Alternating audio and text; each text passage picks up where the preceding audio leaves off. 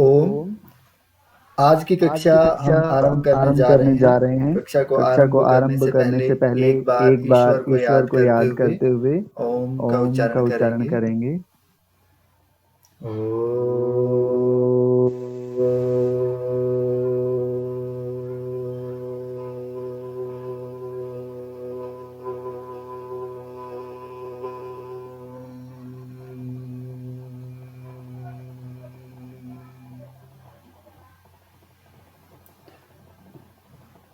आज की आज की कक्षा कक्षा में में सभी का सभी का स्वागत है। स्वागत है।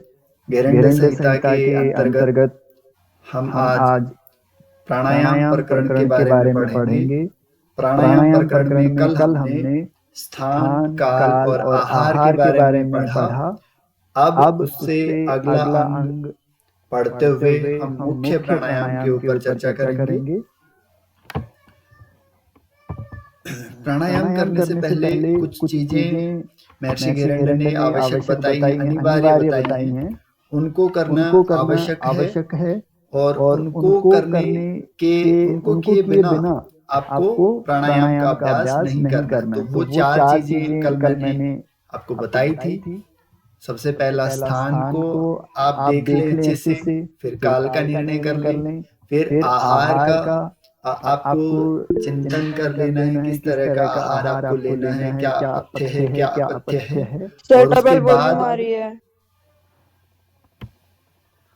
हाँ जी, दो जी, दो आवाज आ आवाज रही आ है। रही है। हाँ जी सर, आप एक वेदा को म्यूट कर दीजिए। अच्छा, अच्छा, एक एक एक मिनट मिनट बस। बस। हाँ, अब ठीक है हाँ जी। जी। आ, तो अभी हम चर्चा करेंगे सबसे पहले नाड़ी शुद्धि के बारे में। तो क्योंकि नाड़ी शुद्धि को प्राणायाम करने से पहले अनिवार्य बताया है। दो प्रकार की शुद्धि क्रियाएं होती हैं। एक हमने पहले पढ़ ली हैं, जिनको हम षट क्रियाएं बोलते हैं, उनको शुद्धि क्रियाएं भी कहा जाता है। दूसरा शुद्धि क्रिया के रूप में नाड़ी शुद्धि का वर्णन यहाँ पे महर्षि घेरंड ने किया है, जिसको प्राणायाम से पहले अनिवार्य अंग के रूप में वो बता रहे हैं।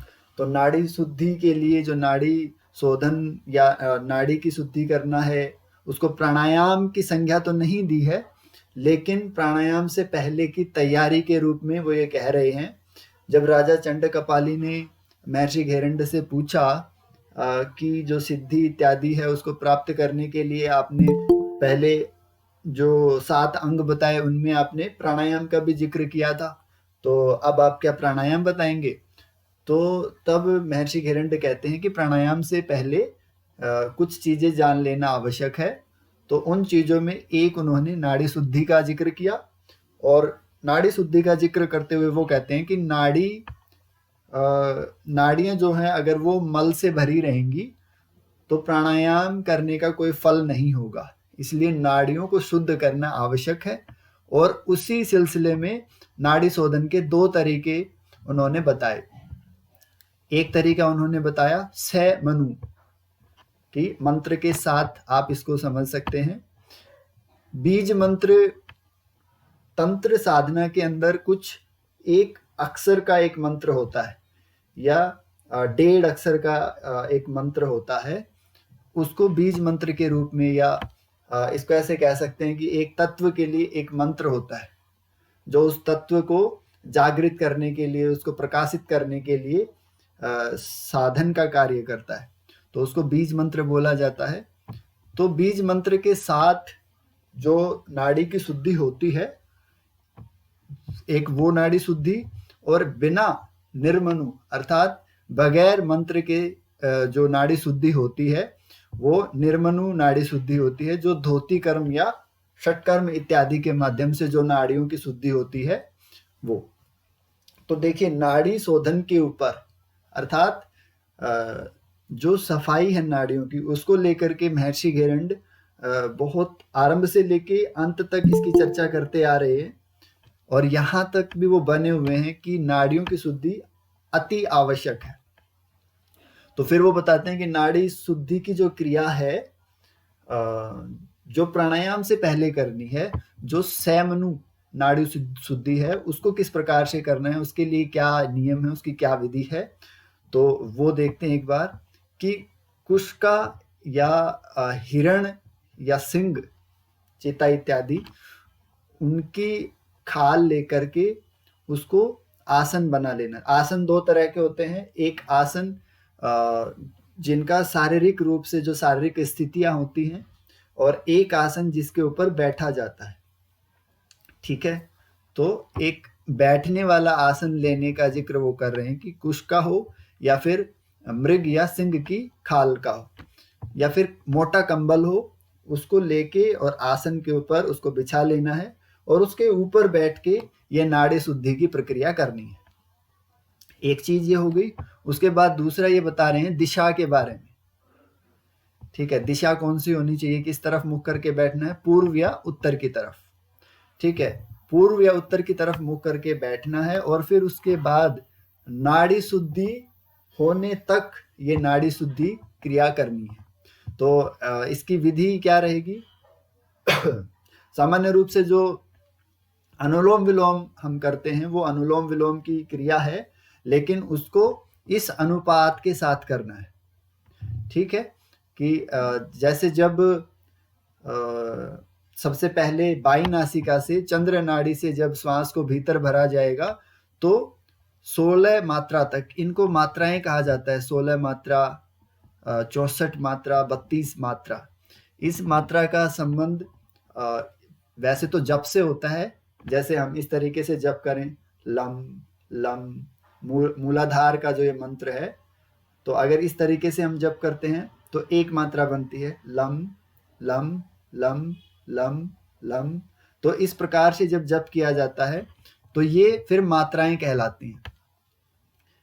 वर्तमान समय में इनको सेकंड के साथ भी जोड़ दिया जाता है कि 16 सेकंड, फिर 64 सेकंड और फिर 32 सेकंड। ये अनुपात ये क्या है? ये है पूरक, ये आप नोट करते रहिए। ये है कुंभक, अर्थात अगर आपने श्वास भीतर भरा है तो आपको श्वास को भीतर रोक के रखना है, तो ये कुंभक हो गया। और उसके बाद जो रेचन करना है, श्वास भीतर भरा हुआ है तो उसको कितने समय में बाहर निकालना है, वो है रेचन, जो 32 मात्रा तक आपको 32 बार जप करते करते वो श्वास बाहर निकालना है, या इतना समय लगे 32 सेकंड में वो श्वास बाहर निकलना चाहिए। इस गति के साथ आपको नाड़ी शोधन की ये प्रक्रिया करनी है, जिनमें मंत्र का भी जाप की चर्चा महर्षि घेरंड करते हैं। जैसे यम, जब पूरक करेंगे तो यम मंत्र का उच्चारण कर सकते हैं। जब कुंभक करेंगे, कुंभक करते हैं तो नाभि चक्र के एक्टिवेट होने की संभावना ज्यादा होती है, तो यहाँ पे वो रम मंत्र का जप करना चाहिए, ऐसा बताते हैं। और जब रेचन करते हैं तो रेचन करते करते मूलाधार तक जो प्रेशर है वो जाना चाहिए, इसलिए वो लम मंत्र की जाप की बात कहते हैं। तो इस प्रकार से नाड़ी की शुद्धि कब तक करनी है, ये प्रक्रिया कब तक करनी है? जब तक नासिका से वो कहते हैं कि एक अमृत जैसा पदार्थ जब तक श्रावित ना होने लग जाए तब तक नाड़ी शुद्धि की यह प्रक्रिया करती रहनी। क्योंकि देखो, षटकर्म का उद्देश्य क्या है कि शरीर की शुद्धि हो जाए। यहाँ पे भी वही उद्देश्य है कि शरीर की शुद्धि होनी है। तो ये शुद्धि कैसे होगी कि जब ये नाड़ी शुद्धि प्रक्रिया करते करते एक अमृत जैसा, जिसको एक तत्व, एक पदार्थ सिक्रेशन होता है उसका, और वो नासिका के माध्यम से मुख में या स्टमक में जाता है, जब तक वो खूब मात्रा में स्रावित होके और स्टमक इत्यादि को, जो उदर है, आमाशय है, उसके बाद आते हैं, उनको वो अच्छी प्रकार से भर ना दे, सफाई ना हो जाए, तब तक इसका अभ्यास करना है। ठीक है, और अनुपात पूरक, कुंभक और रेचक का ये रहेगा। ठीक है, चलिए आगे बढ़ते हैं। अब प्राणायाम की चर्चा देख लेते हैं। प्राणायाम की बात करते हुए महर्षि घेरंड कहते हैं कि 8 प्रकार के प्राणायाम हैं, जिनमें सहित एक प्राणायाम है जिसके 2 प्रकार हैं, सगर्भ और निगर्भ। उसके बाद सूर्य भेद, उच्चाई, शीतली, भस्त्रिका, भ्रामरी, मूर्छा और केवली प्राणायाम। इनमें से जो बीच वाले 6 हैं ये हठ प्रदीपिका से बिल्कुल मिलते जुलते से हैं नाम से। हो सकता है कि इनकी विधि थोड़ी सी भिन्न हो किसी एक आध की, लेकिन नाम ये 6 आपको हठ प्रदीपिका में भी मिल जाएंगे। और संख्या सेम है, हठ प्रदीपिका में भी 8 प्राणायाम है अर्थात 8 कुंभक हैं, और घेरंड संहिता में भी 8 प्राणायाम अर्थात कुंभक है। तो सबसे पहला है सहित प्राणायाम। सहित प्राणायाम जैसे कि हमने पीछे देखा 2 प्रकार के हैं, सहगर्भ और निगर्भ। ठीक है, आप सहगर्भ और निगर्भ को सैमनु या और निर्मनु के संबंध से समझ सकते हैं। सहगर्भ वो है जिसको बीज मंत्र के साथ करेंगे, और निगर्भ वो है जिसको बीज मंत्र के बिना भी कर लेंगे। ठीक है, अच्छा, ये सहगर्भ और निगर्भ की बार बार ये सह और नी, पीछे भी हमने सैमनु और निर्मनु पढ़ा। ये सहगर्भ करने से होता क्या है? देखो, आसन में और मुद्रा में जो फर्क है, कुछ कुछ वैसा ही फर्क सहगर्भ और निगर्भ या सैमनु या निर्मनु में है। जिस प्रकार से आसन करने से शरीर के ऊपर प्रभाव पड़ता है और मन के ऊपर भी प्रभाव आता है, लेकिन उतना प्रभाव नहीं आता है, वैसे ही जब हम धोती क्रियाएं इत्यादि करते हैं, षटकर्म इत्यादि करते हैं, तो उससे नाड़ियों की शुद्धि तो होती है, लेकिन वो शारीरिक बाहरी रूप से वो शुद्धि है।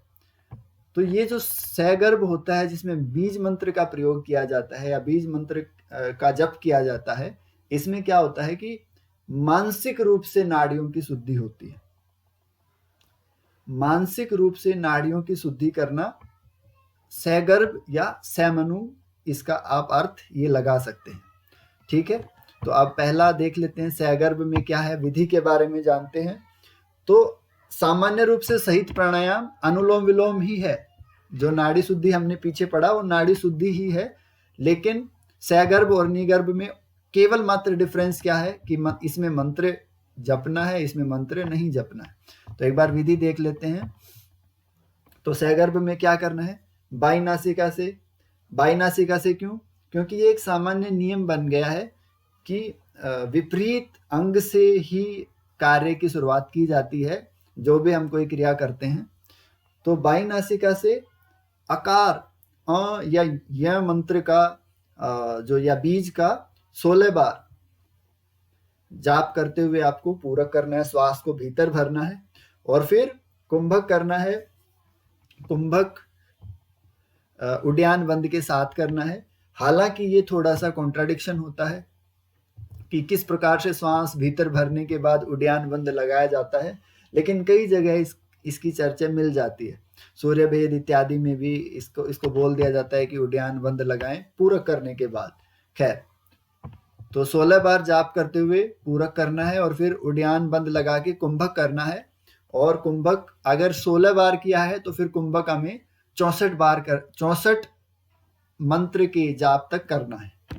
ठीक है, फिर वो जाप करते करते स्तोगुणी उकार या ऊ मंत्र का जाप करना है, और वो जाप करते करते फिर, क्योंकि ये विष्णु के भक्त थे, मैंने आरंभ में बताया था कि ये वैष्णव संप्रदाय से संबंधित थे और विष्णु के भक्त माने जाते हैं।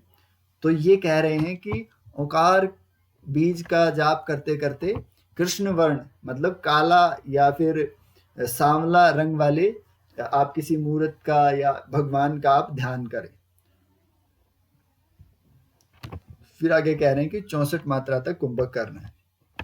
अब तमोगुण युक्त वाले मकार म मंत्र का जाप करते हुए बिल्कुल जो सफेद रंग है, सफेद रंग के शिव जी का ध्यान करना है, अर्थात आदिनाथ जो हैं, जो हठ परंपरा के हैं, उनका ध्यान करते हुए म मंत्र का जाप करते हुए श्वास को बाहर कर देना है। तो अ मंत्र का जाप करते हुए श्वास भीतर भरना है और ओम मंत्र का जाप करते हुए श्वास को अंदर रोक के रखना है और हरि का ध्यान करना है। ठीक है, और 32 मंत्र जाप करते हुए शिव का ध्यान करना है। ठीक है, ये सामान्य विधि बन जाती है एक तरफ से। अब यही क्रिया अभी हमने कैसे किया, बाईं से दाईं, अब क्या करेंगे, दाईं से बाई, लेफ्ट से राइट, राइट से लेफ्ट, इस प्रकार से ये पूरी एक क्रिया बनती है। ठीक है, फिर ये देखिए दाई नासिका से पूरक, पूरक कितनी देर करेंगे, 16 बार मंत्र का जाप करते हुए, फिर कुंभक करेंगे और फिर बाई नासिका से रेचक करेंगे 32 बार म मंत्र का जाप करते हुए। ठीक है, तो अनुलोम विलोम करते हुए इन उंगलियों को लगाने की बात यहाँ पर नहीं कही गई है। सामान्य रूप से हम अंगूठे और उंगलियों के माध्यम से नासिका को बंद करते हुए या एडजस्ट करते हैं अपना, और श्वास को अंदर भरते हैं या बाहर छोड़ते हैं, इत्यादि क्रियाएं करते हैं। तो यहाँ पर ऐसा वर्णन महर्षि घेरंड नहीं कर रहे हैं। ये चीज पहले भी हम एक बार पढ़ चुके हैं कि जब नासिका से श्वास को भीतर भरना है तब आपको उंगलियों का या हाथ का प्रयोग नहीं करना है। चलिए अगला देखते हैं, निगर्भ। निगर्भ सामान्य रूप से प्रक्रिया यही है, बस मंत्र का जाप नहीं करना है। बगैर मंत्र के जाप के प्राणायाम की गिनती करते हुए ये कुंभक या ये प्राणायाम करना है। तो क्रियाएं 3 हो रही हैं, पूरक करना है, कुंभक करना है, रेचक करना है। ठीक है, जो साधक होता है उसके लिए मात्रा 16, 64 और 32 की होती है। अलग अलग अपनी शारीरिक अवस्था के चलते व्यक्ति अलग अलग अनुपात, मुख्य जो मूल अनुपात है वो 1:4:2 का है। ठीक है, आप कोई भी एक की जगह पे आप कोई भी संख्या रखेंगे उससे 4 गुना मात्रा तक आपको श्वास को भीतर रोक के रखना है। ठीक है, और जितनी मात्रा में आपने श्वास भीतर भरा है उससे 2 गुनी मात्रा का प्रयोग करते हुए आपको श्वास को बाहर छोड़ना है। ये सामान्य अनुपात है, ये कहीं पे लिखा नहीं है ग्रंथ में, यही से हम ये अनुमान लग जाता है। तो उत्तम जो साधक होता है या उत्तम जो अवस्था है वो अवस्था है जिस अवस्था में 20 मात्रा श्वास को भरने में लगे और 80 मात्रा तक श्वास को रोका जा सके, और फिर रेचन करने में 40 मात्रा तक श्वास समय ले। और ऐसी स्थिति में ये सिद्धि की स्थिति है। इस स्थिति में जो साधक का शरीर है या योगी का शरीर है वो पृथ्वी से उठ के हवा में उठ जाता है, मतलब जमीन से उठ जाता है। ऐसा वर्णन महर्षि घेरंड करते हैं। और जो सबसे कम से कम मतलब साधक को जितना प्रयास करना चाहिए वो 12, 48 और 24 का है, जिसमें कम से कम शरीर से पसीना तो निकले ही। इतना अभ्यास तो करना ही करना चाहिए।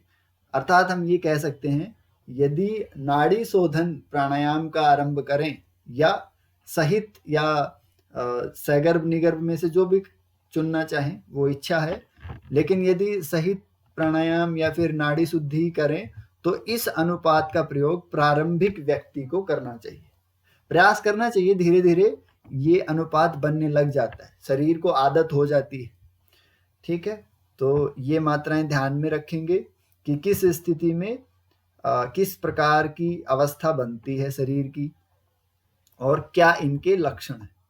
ठीक है, चलिए आगे बढ़ते हैं। अगला प्राणायाम है सूर्य भेदी प्राणायाम। सूर्य भेदी, सूर्य नाड़ी, देखिए 2 नाड़ी होती हैं। जब हम हठ का अर्थ समझते हैं कि हठ योग की परिभाषा या अर्थ क्या है, तो उसमें हकार और ठकार 2 मकार का प्रयोग किया जाता है। तो उसमें क्या होता है कि है से हकार नाड़ी अर्थात सूर्य नाड़ी और ठे से ठकार अर्थात चंद्र नाड़ी। तो 2 नाड़ियां हैं और 2 नाड़ियां जब मिल जाती हैं तो एक तीसरी नाड़ी में मिलती हैं जिसको सुषुम्ना नाड़ी कहते हैं। वो जो स्थिति है मिलन की, वही हठ योग की अंतिम स्थिति ऐसा कहा जाता है। तो जो पहली नाड़ी है से सूर्य नाड़ी, उस सूर्य नाड़ी से आरंभ करते हुए वायु को भीतर भरना है। ठीक है, अब इसमें यहां पर भी अंगूठे इत्यादि का वर्णन ही नहीं किया गया है, मना भी नहीं किया गया है। तो दोनों ही स्थितियां हैं। तो सूर्य नाड़ी से श्वास भरना है, वायु को भीतर लेके जाना है। और फिर जालंधर बंद का वर्णन किया गया है कि श्वास भरते ही श्वास को अंदर रोक लेंगे और जालंधर बंद ठोड़ी को चिबुक से अर्थात छाती से लगा लेंगे क्लैविकल बोन के बीच में। और ये तब तक कुंभक लगा के रखना है जब तक शरीर से पूरा पसीना ना निकलने लग जाए, पूरा शरीर पसीने पसीने ना हो जाए, ठीक है। एडी से चोटी तक पसीना ना आ जाए तब तक मरने जैसी स्थिति तो नहीं कहेंगे, लेकिन हाँ सामान्य स्थिति से काफी ज्यादा समय तक आपको रोकना है और तब जाकर के श्वास को धीरे धीरे विपरीत नासिका से बाहर छोड़ना है, ठीक है। इसमें एक अलग प्रकार की क्रिया का वर्णन करते हुए महर्षि कहते हैं, क्योंकि बीच में इन्होंने जो प्राण और उप प्राण है उनकी चर्चा भी करी है, तो इन प्राणों और उप प्राणों की चर्चा करते हुए महर्षि कहते हैं कि सभी प्राणों को अलग अलग कर लेंगे। जैसे प्राणों में एक होता है प्राण, एक होता है अपान, जो अपान नाभि से नीचे, और प्राण जो होता है वो हृदय प्रदेश में, छाती में, फेफड़ों में होता है। और जो ये समान वायु आप पढ़ रहे हैं ये समान होती है उदर में, नाभि के आसपास। तो ये क्या कहते हैं कि प्राणों को अलग करके, प्राणों को किससे अलग करना है? अपान से। तो इसका आप दूसरा अर्थ ये भी समझ सकते हैं कि सब प्राण अपने मूल रूप में आ जाएं, मिले जुले हुए ना हो, ये स्थिति भी आप समझ सकते हैं। तो प्राणों को अलग करके फिर आपको समान वायु को ऊपर उठाना है, अर्थात पेट को फुलाने जैसी स्थिति बनती है इसमें। तो समान वायु को ऊपर उठाते हुए, अर्थात नाभि को ऊपर रखना है, पेट को अंदर खींचने की कोशिश नहीं करनी है। ऐसी स्थिति रखते हुए बाईं नासिका से श्वास को बाहर छोड़ देना है। तो क्रिया देखिए, जो सामान्य रूप से हम अभ्यास करते हैं वही है।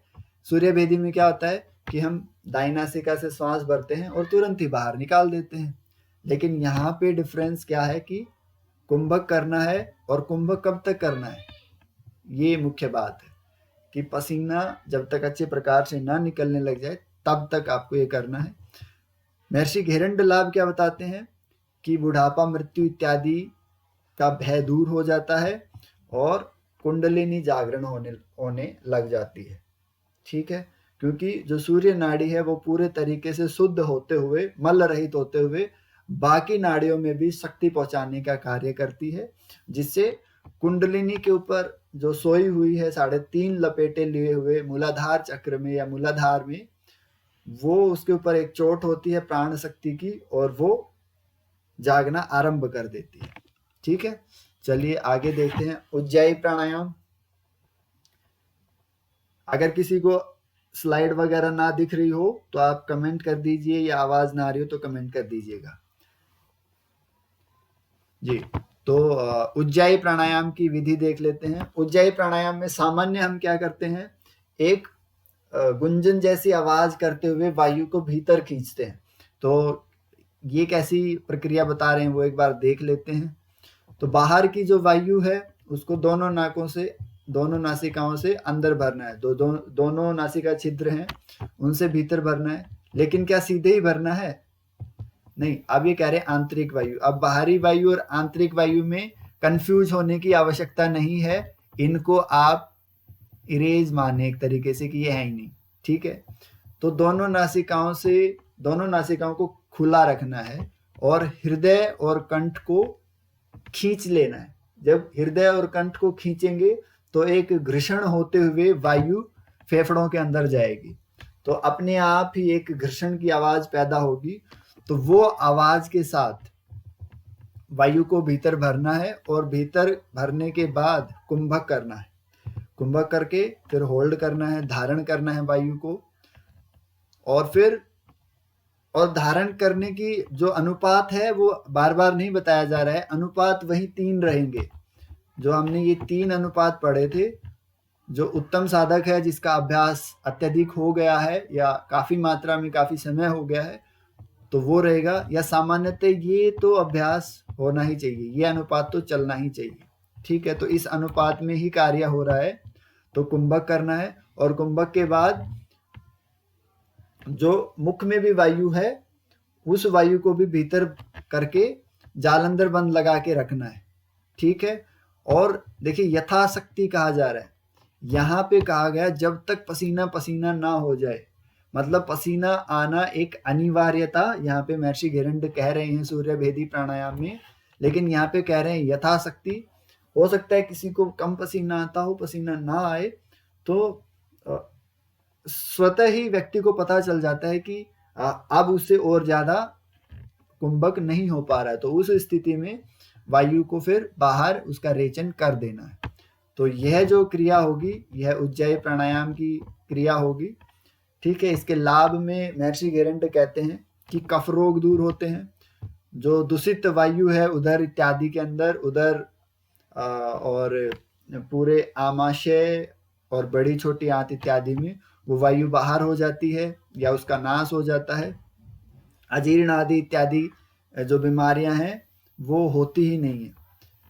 आमवात, जिसके कारण से फिर जोड़ों की समस्याएं आगे जाके बनती हैं, या टीबी, दमा या कास, कफ बनना ही होता है एक तरीके से फेफड़ों में, जवर, प्लीहा इत्यादि रोग नहीं होते हैं।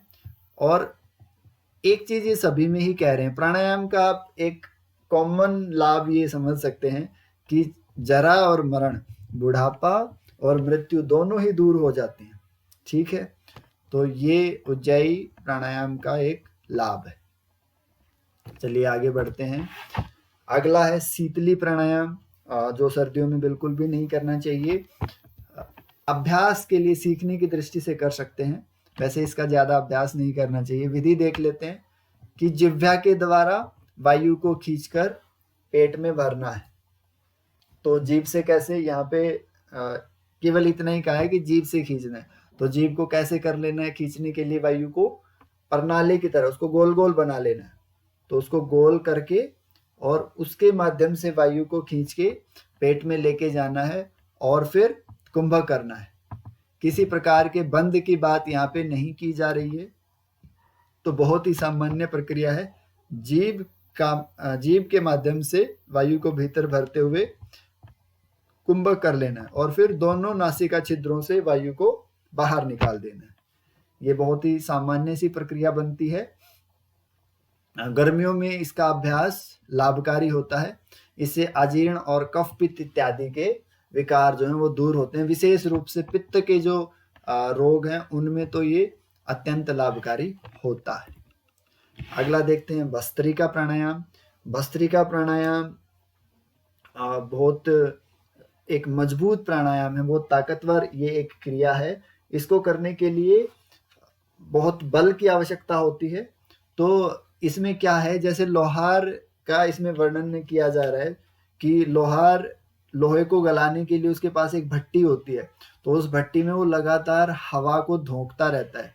तो जिस प्रकार से वो हवा को धोंकता है तेज तेज, वैसे ही वायु को तेज तेज नासिका के माध्यम से बाहर छोड़ना है, भीतर भरना है, तेज तेज तेज गति के साथ। तो एक ही बार में 20 बार ये क्रिया करनी है। ठीक है, एक बार में मान लो अभी स्टार्ट किया तो एक ही बार में 20 बार ये प्रक्रिया करनी है। 20 बार प्रक्रिया करने के बाद फिर सूर्य भेदी प्राणायाम करना है और फिर पुनः ही ये क्रिया फिर दोहरानी है और ऐसे ऐसे 3 बार ये अभ्यास करना है। 3 बार करने पर ये एक प्राणायाम की प्रक्रिया बनती है और फिर ये कलेक्टिवली भस्त्रिका प्राणायाम कहलाता है। कर्मी इत्यादि जो शरीर में पेट में जो बनते हैं या अन्य जो बीमारियां हैं, लगभग सभी रोगों में ये लाभकारी होता है। बहुत मजबूत प्राणायाम है।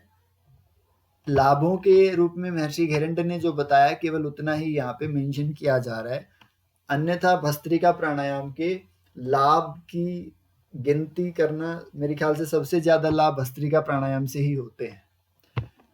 चलिए अगला देखते हैं। अगला है भ्रामरी प्राणायाम। भ्रमर की तरह गुंजान करते हुए वायु को भीतर भरना है और फिर उसको रोक करके रखना है, कुंभक करना है। ये सामान्य स्थिति बनती है। अब महर्षि घेरंड क्या कह रहे हैं कि मध्य रात्रि में, अब देखिए 4 समय महर्षि घेरंड ने बताए हैं कि 4 समय नोट कर लीजिएगा कि 4 समय योग का अभ्यास करना चाहिए। कब कब? सुबह, दोपहर को, शाम को और मध्य रात्रि में। सुबह कब? जब सूर्योदय का समय होता है तब, और फिर दोपहर में, और फिर उसके बाद शाम का अर्थ हो गया जब फिर रात और दिन मिलते हैं उस समय, और फिर उसके बाद मध्य रात्रि में। तो इस प्रकार से 4 बार, इसी प्रकार से स्वामी स्वात्माराम ने भी 4 बार ही योग का अभ्यास करना चाहिए, इस प्रकार से वर्णन किया है। तो मध्य रात्रि में जब कोई भी आवाज नहीं हो रही होती है, ठीक है, तो दोनों कानों को बंद कर लेना है। दोनों कानों को बंद करने के लिए 2 विधियां बताई जाती हैं सामान्य रूप से। एक तो हम तर्जनी उंगली के माध्यम से अपने दोनों कानों को बंद कर लें, जिसमें कोहनियां कंधों के बराबर आ जाती हैं।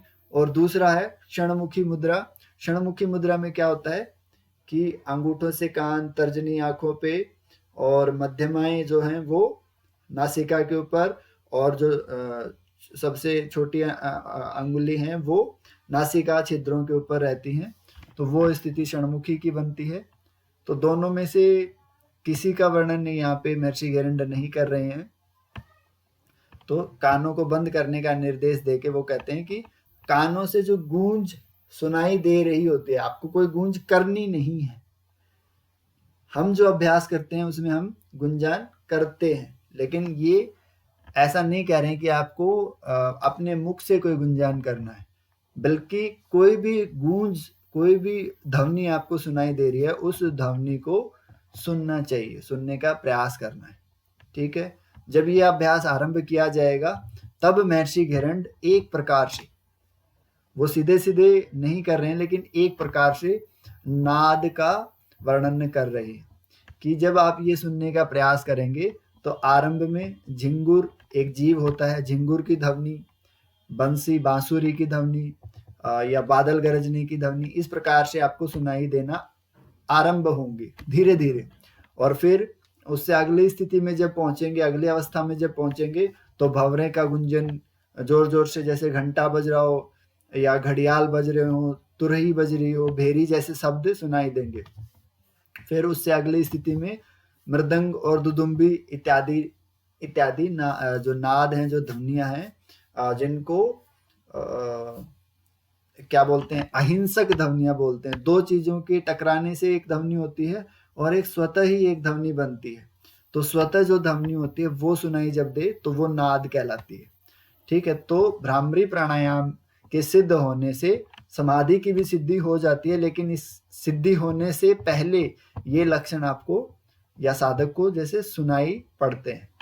ठीक है, तो अब महर्षि एक संज्ञा के रूप में कंपेयर कर रहे हैं प्राणायाम इत्यादि को, जप इत्यादि को। तो वो कह रहे हैं कि जो जप किया जाता है बीज मंत्र का, जैसे जप किया हमने या किया जाना चाहिए, ऐसा वो वर्णन करते आ रहे हैं प्राणायामों में कि जप से, जो यहाँ पे बीज मंत्र का जप किया जाएगा, उस जप से 8 गुना अच्छा है क्या ध्यान, जो हम आगे पढ़ेंगे। इससे अगले अध्याय में जो ध्यान है वो इससे 8 गुना अच्छा है। अच्छा, अभी तक हमने प्रत्याहार और धारणा पढ़ ली है और हम प्राणायाम को बाद में पढ़ रहे हैं। ये चीजें भी आप ध्यान में रखिएगा कि प्रत्याहार से पहले धारणाओं का वर्णन आ चुका है। मुद्राओं के साथ हमने 5 धारणाएं पढ़ी थी, और प्राणायाम से पहले ही हम कल प्रत्याहार के बारे में भी पढ़ चुके हैं।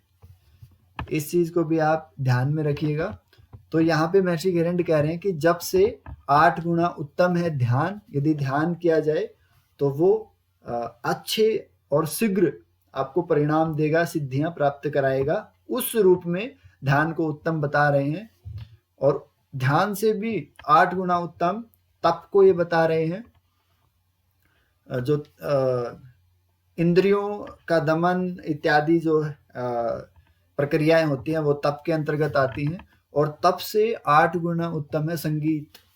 ठीक है, अब संगीत हनी सिंह वाला संगीत नहीं जो हम लगा के सुनते रहते कानों में। संगीत का यहाँ पे अर्थ है जो हमारे शरीर के अंदर उत्पन्न होने वाली जो ध्वनियां हैं, ये ध्वनियां, ठीक है, वो नाद की बात कह रहे हैं यहाँ पे। संगीत के रूप में वो नाद कहना चाह रहे हैं। ठीक है, इसीलिए देखिए ना, केवल भ्रामरी कुंभक से ही सीधी समाधि की सिद्धि संभव हो जाती है, ऐसा वो बता रहे हैं। तो ये संगीत सामान्य बाहरी विषय नहीं है जो बाहर से ढोल नगाड़े इत्यादि से पैदा किया जाता है। वो संगीत ना होकर के ये भीतर हमारे शरीर के अंदर ही वर्तमान संगीत है। ठीक है, इसलिए संगीत से बढ़कर ये अन्य किसी भी साधन को या साधना को नहीं मानते। ठीक है, अर्थात इन्होंने नाद का यहाँ पे जो विशेषता है, जो महत्व है, वो बताने का प्रयास किया है जप और ध्यान इत्यादि से संगीत की तुलना करके। ठीक है, चलिए आगे देखते हैं। अगला है मूर्छा प्राणायाम। मूर्छा प्राणायाम में सामान्यतः वैसे तो इसका अभ्यास मना किया जाता है कि साधारण व्यक्तियों को, जनमानस को या फिर साधारण साधक है उसको इसका अभ्यास नहीं करना चाहिए। जो गुरु के निर्देशन में रहते हैं उनको ही इसका अभ्यास करना चाहिए। लेकिन जो विधि होती है वो सामान्य ये रहती है कि मुख को ऊपर करके जालंधर बंद लगाने की स्थिति में श्वास को तब तक रोकना होता है जब तक कि मूर्छा जैसी स्थिति ना हो जाए। सामान्य ये हठ प्रदीपिका में या सामान्य धारणा मूर्छा को लेके ये बनती है, लेकिन महर्षि घिरंड क्या कह रहे हैं वो देखते हैं एक बार। कि सबसे पहले तो आपको सुखपूर्वक बैठ जाना है, अर्थात सुख आसन में बैठ जाना है। और फिर पूर्वोक्त का अर्थ है कि पहले जो वो कुंभक बताए हैं उन कुंभकों में से कोई भी कुंभक कर सकते हैं। तो वायु को धारण करके और फिर उसको रोकना है। और रोकना कैसे है? बाहों के मध्य में अपने मन को, अपनी दृष्टि को आप कह सकते हैं बाहों के मध्य में देखते हुए। तो ऐसी स्थिति आपको बनानी है। तो इसमें जालंधर बंद, उद्यान बंद या अन्य किसी बंद की बात नहीं की जा रही है। सामान्य रूप से ये कह दिया गया है कि आपको कुंभक करना है, और कुंभक बगैर बंद के नहीं होते हैं। तो उसमें वायु को अंदर अगर हमें धारण करना है तो जालंधर बंद तो लगेगा ही। तो जालंधर बंद लगा के, आप समझने के लिए मैं बता रहा हूँ, जालंधर बंद लगा के कुंभक वायु को अंदर रोकना है। और फिर बाहों के बीच में जो आज्ञा चक्र है उसमें देखते हुए, अर्थात सांभवी मुद्रा के माध्यम से अपने मन को वहीं पर स्थिर कर देना है। और स्थिर करके फिर क्या इमेजिन करना है मानसिक रूप से, अर्थात बीज मंत्र के साथ ही हो रहा है। तो इसमें क्या करना है? 2 दल वाले कमल को देखना है जिसमें परमात्मा विद्यमान है, उसके स्वरूप को देखने का प्रयास करना है और उसी में स्वयं को लीन कर देना है। तो यह जो स्थिति बनेगी, यह स्थिति मूर्छा कुंभक कहलाएगी। तो हठ प्रदीपिका में जो मूर्छा प्राणायाम बताया गया है उससे भिन्न स्थिति, भिन्न प्रक्रिया यहाँ पे बताई गई है। तो मूर्छा प्राणायाम हठ प्रदीपिका से भिन्न है, और भ्रामरी प्राणायाम भी क्या बोलते हैं, हठ प्रदीपिका से भिन्न है। और इस कुंभक की सिद्धि से मन में आनंद, संतोष की अनुभूति होती है, प्राप्ति होती है। जो उद्वेग होते हैं, विक्षिप्तता मन की जो होती है, विक्षिप्त भूमि हम पढ़ते हैं ना योग सूत्र के अंदर, 5 भूमियां जब मन की पढ़ते हैं, तो उन सब से छूट करके आनंद की स्थिति में एक प्रकार से ये एकाग्र, आनंद का यहाँ पे अर्थ है कि एक प्रकार से व्यक्ति को एकाग्रता की ओर, पॉजिटिव इमोशन होता है ये।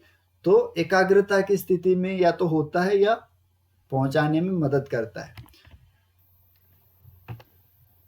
अगला देखते हैं केवली प्राणायाम। केवली प्राणायाम के बारे में ऐसा कहा जाता है कि इसमें जो सिद्ध योगी होता है या साधक, जिसने इस प्राणायाम को सिद्ध कर लिया है, वो श्वास प्रश्वास की क्रिया उसकी न के बराबर हो जाती है। इस तरीके से इसके बारे में एक आम धारणा बनती है। लेकिन महर्षि घिरंड क्या कहते हैं वो एक बार जान लेते हैं कि आती जाती जो श्वास है, हम लगातार श्वास लेते रहते हैं पूरा दिन भर, जब से हम पैदा हुए तब से श्वास लेते रहते हैं। ठीक है, उस आती जाती श्वास के साथ यदि साधक सो और हाँ मंत्र का जाप करे, यहाँ पे हम लिख दिया है, वैसे जब अभ्यास करते हैं तो ध्वनि ऐसी ही निकलती है, हम जैसी। ठीक है, तो सोहम मंत्र का जाप करना है आती जाती हुई श्वास के साथ। तो वो सामान्य रूप से केवली प्राणायाम है। तो जब पूरा करेंगे तो सो और फिर कुंभक भी करना है। यहाँ पे कुंभक के बारे में नहीं कहा है, तो इसका ये नहीं है कि कुंभक नहीं करना है। पूरक करके और फिर कुंभक करना है, और अनुपात सभी प्राणायामों में रखना ही रखना है। अगर अनुपात का बार बार वर्णन नहीं महर्षि घेरंड कर रहे हैं, तो इसका अर्थ ये नहीं है कि फिर अनुपात को हम छोड़ देंगे या भूल जाएंगे। ठीक है, तो यही केवली कुंभक बताया जा रहा है कि सोहम का जो जाप होगा, जिसको ए जपा जप या ए जपा गायत्री भी कहा जाता है। ठीक है, तो एक दिन में 8 प्रहर होते हैं, उनमें उन 8 प्रहर के अनुसार ही 8 बार इस केवली प्राणायाम का अभ्यास करना चाहिए। ऐसे निर्देशन महर्षि घेरंड ने राजा चंडकपाली को दिए। ठीक है, तो आज का जो विषय था वो हमारा पूरा होता है। तो अब तक हमने 5 अध्याय तक पूरे कर लिए हैं। 5 अध्यायों में हमने षटकर्म, मुख्य रूप से षटकर्म, आसन, मुद्रा, बंध, धारणाएं, प्रत्याहार और आज प्राणायाम को पूरा कर लिया। इसके साथ साथ हमने हठ योग में, क्योंकि महर्षि घेरंड का जो मत है उसको मुख्य माना जाता है, तो उसमें स्थान, काल और आहार का जो निर्णय है उसको भी हमने जानने का प्रयास किया है। कुछ हमने चक्रों के बारे में भी, यहाँ पे जब हम धारणाएं पढ़ रहे थे तो कुछ आइडिया हमें वहां से चक्रों के बारे में भी हो गया। बाकी आगे डिटेल में पढ़ेंगे चक्रों के बारे में भी, कुंडलिनी के बारे में भी, क्योंकि कुंडलिनी का मुख्य कॉन्सेप्ट कुंडलिनी योग उपनिषद है, उसमें भी है, और हठ प्रदीपिका में भी कुंडलिनी के बारे में काफी वर्णन है, तो उसके बारे में वहां पे और ज्यादा डिटेल में चर्चा